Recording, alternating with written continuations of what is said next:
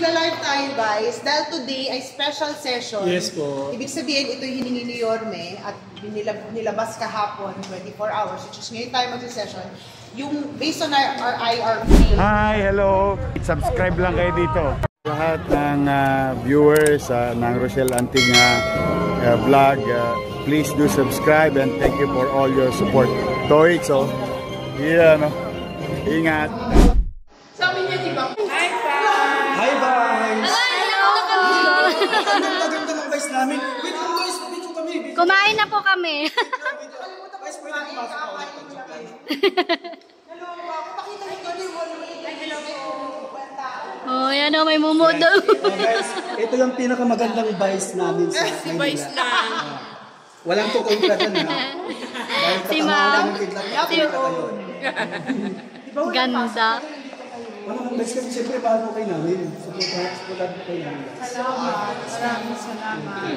At alam nyo, kung si Yorme araw-araw umiikot sa bawat distrito para ikutin ang Maynila, ako po ang catch basin. Katawag yan. Kailangan naman ay restriction o binansa. Kaya kahit na nasa loob lang ako ng kwarto buong araw, ay rest assured, nakasuporta po tayo kayo. Salamat. Ang main trabaho po ng Vice Mayor is legislation. Yan. So with that, sumama kayo sa akin. At Yay! gagawin natin ang special session.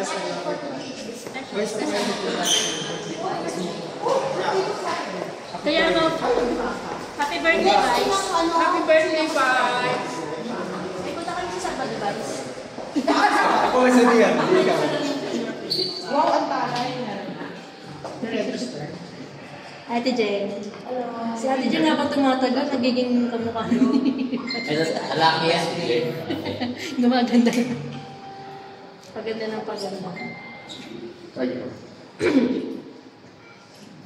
Yeah. Wow! Yay! Siya ang taga-bukas ng pintuan.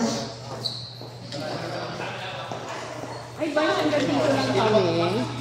Saan ba tayo, guys? Teka, ito naman yung pinaayos ko.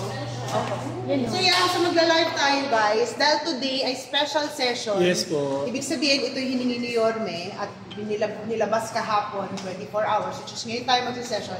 Yung based on our IRP, pagka may ganito, which is walang pasok, pwede tayo mag-zoom. Only kapag may ganitong mga events such as ulan, or may mga calamities, yan, pwede tayo mag-zoom. But otherwise, hindi pwede. Pero practically today, walang pasok supposedly. But dahil nga sa request ni Yorme, na special session nito tayo. Sige. Kayo, saan sila? Sa taas? Sa taas. Gallery kayo. See you there! See you there! Bye!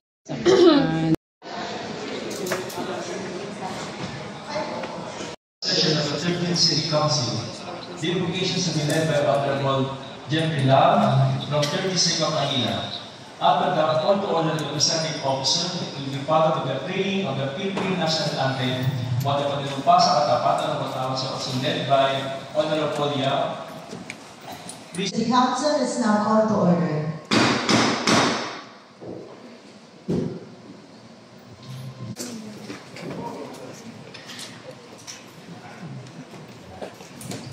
Mr. Secretary, please call the roll. Special session number 1. The honorable members of the 13th City Council of Manila. From the 1st District, Councilor Joaquin Andre J.D. Dumagoso. Councilor Jesus Taga E. Pahano Jr. Councilor Eric Ian Onyeva. Councilor Dr. Irma C. Alfonso Luzon. Councilor Rosalino June P. Iba Jr. And Councilor MC Bobby G. Lingwen. From the second, Walter Caloy Castaneda. What's your pleasure? Yes, Your Honor. Since this is the first special session of the 13th City Council, may I seek the recognition of the chairman of the Rules Committee, so he can enlighten us why we have a special session today. Before we continue, I'd like to request for 1 minute recess. Please fix this because you audio. May I seek the recognition of the chairman of the Committee of Rules, Attorney J.B. Councilor Attorney J.B. is on your request. Thank you very much, Madam Presiding Officer. On Monday, July 21, 2025, around 7 p.m. in the evening, the Honorable Mayor Francisco Manuel Bagosa requested from the City Council that we conduct a special session, considering that there are urgent matters that need to be passed by this August chamber concerning the recent flooding and the recent heavy rains that was experienced in the city. The councilors received this notice also on July 31, 2025 around 7:28 in the evening, pursuant to Section 33 of Rule 12 of our internal procedure, which states that we can conduct special sessions upon petition by the Honorable Mayor or 2/3 vote of the Assembly members, and that notice must be sent at least 24 hours before the conduct of such session. Considering that it has been more than 24 hours since the notice has been sent, this is the representation's opinion that the conduct of the special session now is valid.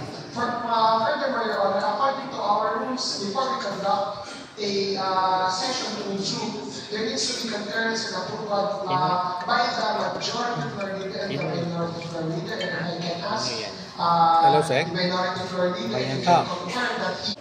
Yes, Your Honor, with that, let us proceed with the first in our agenda. I move that we tackle the floor a resolution declaring the City of Manila as a state of calamity.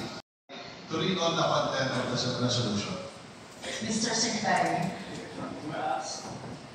Whereas Section 458A1 of Republic Act Number 7160 provides that the Sangguniang should adopt measures to protect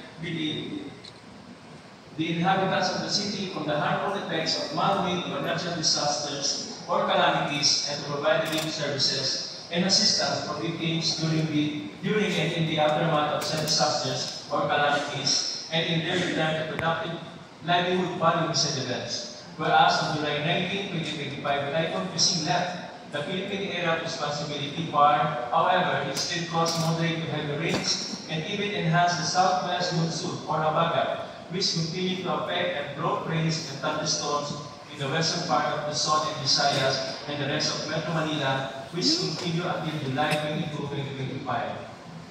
Whereas according to PAGASA, the low pressure area LPA or tropical cyclones in the country are likely to strengthen the prevailing southwest monsoon or Habagat, which has been bringing heavy rains over the past few days.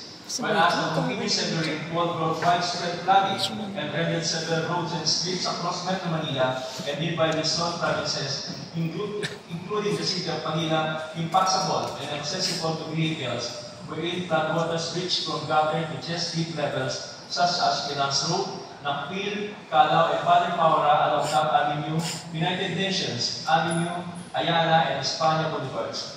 Whereas reports reaching the Manila Disaster Risk Reduction Management Office, MDRRMO, indicated that many barangays in the city were affected by the typhoon, resulting in 2 suspension of school classes and work in all government offices in National Capital Region, NCR.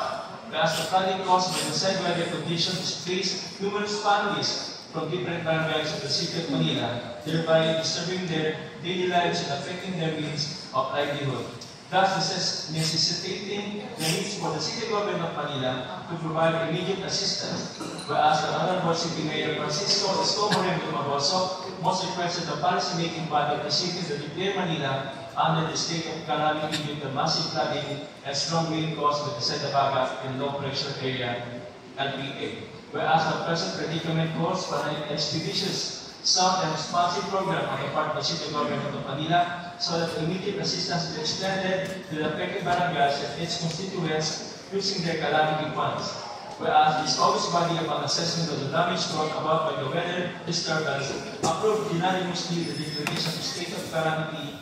Now therefore be it resolved in the City Council of Manila to declare, as it hereby declares the City of Manila under the state of calamity due to Habagat and low pressure area LPA or tropical cyclones, and to allow the release of the calamity funds for humanitarian support and disaster relief. And be it further resolved that copies of this resolution be furnished the office of the Mayor, the Liga ng mga Barangay, the Manila Barangay Bureau, for speed information and dissemination for legislative support purposes to facilitate the immediate release of the calamity funds thereof, and the Manila Public Information Office for posting in their social media pages. Your Honor, I hope that we open the period of discussion and debate. There's a motion to open the period of discussion and debate. Are there any objections? Seeing none, motion is carried.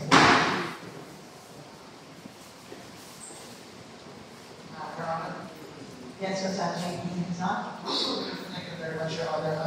This resolution, Your Honor, is a resolution which will declare that the City of Manila is under a state of calamity due to Habagat and the lunar Shakari tropical cyclones, and that declaration will allow us to release the calamity funds for humanitarian support and disaster relief. This resolution was brought about by the request by the Manila City Disaster Risk Reduction and Management Office, which was sent to the Honorable Mayor by its Director Glenn Vestacio Angeles. Under the request of the Director of the NDRRMO, he stated that in 4 days, approximately 450 millimeters of rain, or equivalent to 1 month of rain, fell in the city of Manila. And this has caused great hardship and damage to the livelihood and the day-to-day lives of our citizens. In the past few days, our Honorable Mayor has been battling the floods and has been battling all of the effects brought about by this rain, even without the aid of the Calamity Fund. However, our mayor can only do so much.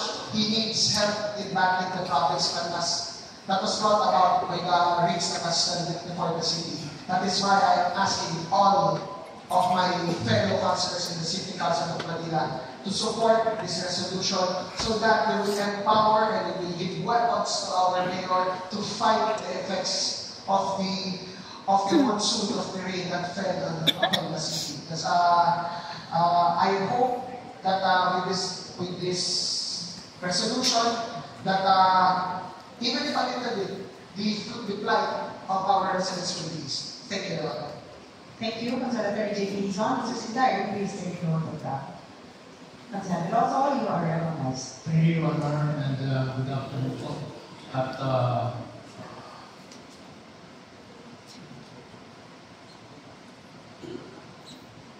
gusto ko lang pong pamitin na timely yung pag-ilis natin ng person na nagkataon na tumaksa ang tubig-ulan.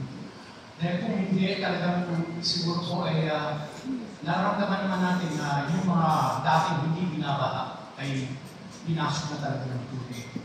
At nakakaawa dahil tayo hindi masyadong handa sa ganitong mga senaryo. At mabuti na lang ay agad-agad na nagkataon na nilinis natin yung mga nakatambak na basura, but still, meron pa rin nagpasukan sa mga estero na kailangan talagang linisin. I support this resolution, Your Honor. Maraming salamat sa Lozon. Mr. Secretary, please take note of the manifestation of support. Thank you sa inyo, pati sa mga viewers nyo and followers nyo. Oh, marami na kayong aabangan. Yes, excited na po kayo kami. Mapuyat? Yes naman, your man. Ay makapagpasalamat sa inyong lahat. At sa ating mga vloggers, shout out sa lahat ng vloggers. You survive. Abonado pa kayo. Thank you very much sa inyo, ha? Hi, hello. Subscribe lang kayo dito. Mag-iingat kayo. Lahat ng viewers ng Rochelle Antig vlog, please do subscribe and thank you for all your support. Toits, yeah, no? Ingat.